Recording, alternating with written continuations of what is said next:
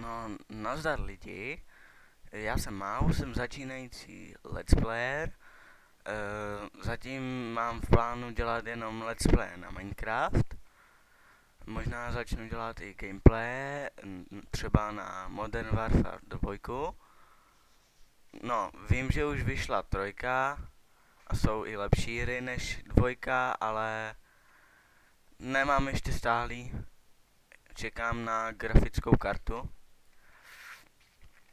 A potom bych mohl udělat gameplay třeba na Modern Warfare 3 nebo Battlefield 3.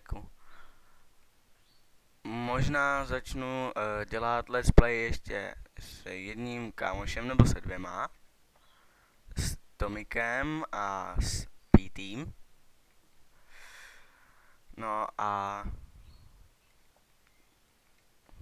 no to je asi vše. Tak